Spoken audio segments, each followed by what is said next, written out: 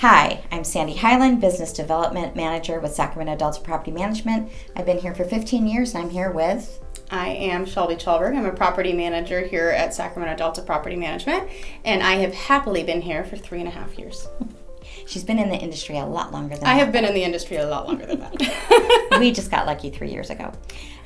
So we're here to talk about the price of rent, what the process is for coming up with the best rent amount for a property. So initially when somebody contacts me, that's one of the biggest questions, how much money can I get for this property?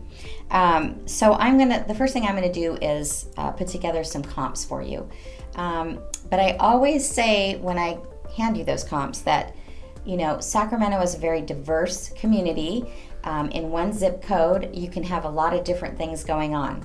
So, how yours fits into the equation is always determined by the next step, which is meeting with one of our property managers to tour your specific property.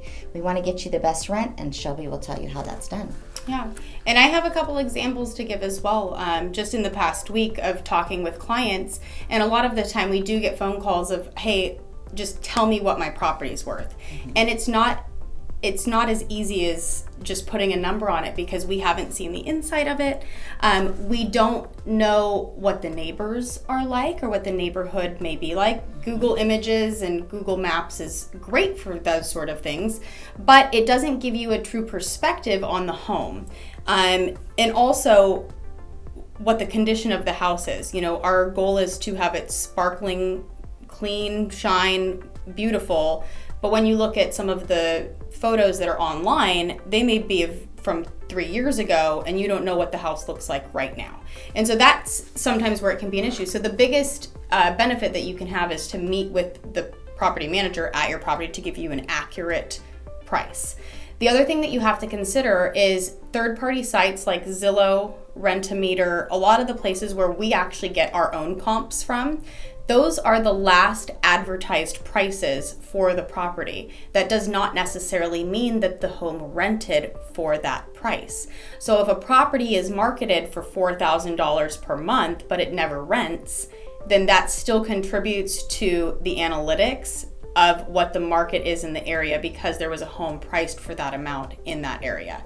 So sometimes when you look at Zillow, and you look at Rent-A-Meter and some of these other secondary third-party sites to look at comparisons for the market, they aren't necessarily always accurate.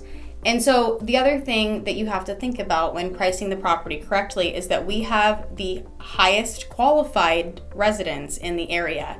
And when you have highly qualified tenants, we are smart with our money, right? Mm-hmm. We know how to keep in line with the qualifications, and we know not to overpay for rent.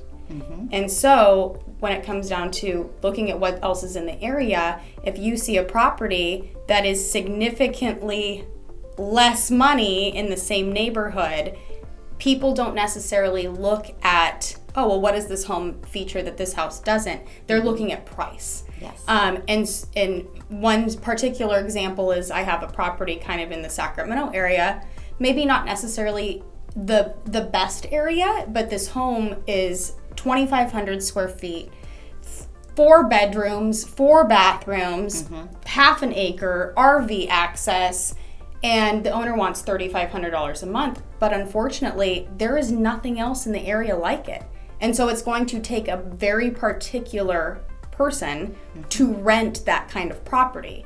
And it may take a month, it may take 2 months. But it's hard to comp a property that is so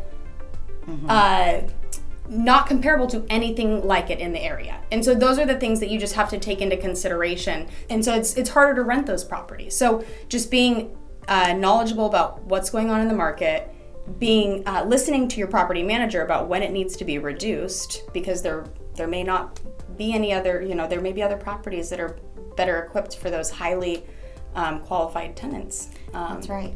I think also that some people don't want to reduce the rent in order to get the property rented. That's not, let's face it, nobody wants to hear that, right? They might need to take a little less.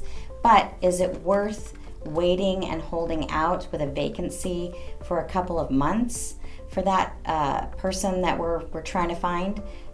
Or is it maybe a little better to reduce it just a little bit more and get somebody sooner? We're thinking about that too. We want you to get the top dollar for your property, but we also want to get that vacancy filled. Well, and really it comes down to ROI and return on investment. And if you do the math and you break it down to where, you have a property that's, say, $2,500 a month, right? Mm-hmm. And it's been vacant and I haven't gotten any calls on it for 2 weeks. Mm-hmm. I'm going to recommend, let's bring it down to $2,300 a month. And yes, that sounds like a lot, $200 that I'm losing on rent, but $200 times 12, that's $2,400. Mm-hmm. Whereas now you've gone an entire month without rent again, and that is more than the $2,400 that would have cost you just to reduce the rent to what I suggested. Yeah. So really it just comes down to doing the math and figuring out, what, this is the best option for me, because you can hold out for a tenant that will pay that price.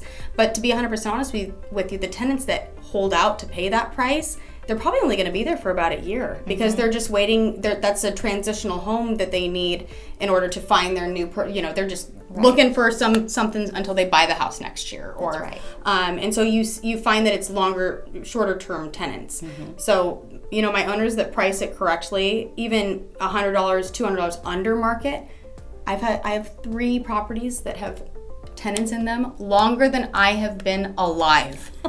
31 years that my tenants have been in place, and it's it works, and they've paid the mortgage off on the house. So that's right, and that's all that time the owner has not had to do the turnover. So less lease up fees, no paint, no carpet. I mean, maybe carpet down the road, but they haven't had to do the 50%. Yeah. Imagine having a 30-year tenant versus 31-year tenants. Right. It's just, right. I love a long-term tenant. So that said, we do want you to get top dollar, but we're also going to counsel you along the way because not everybody can have a vacancy for a couple of months while they wait for that tenant. That's up to you to decide. Not everybody wants to write that mortgage every month. That mortgage check while they're waiting. So if you can, great, let us know and we'll try to hold out with you. But in the meantime, we're just going to tell you what we think will work best for you. So, the goal is to reduce vacancy, yes.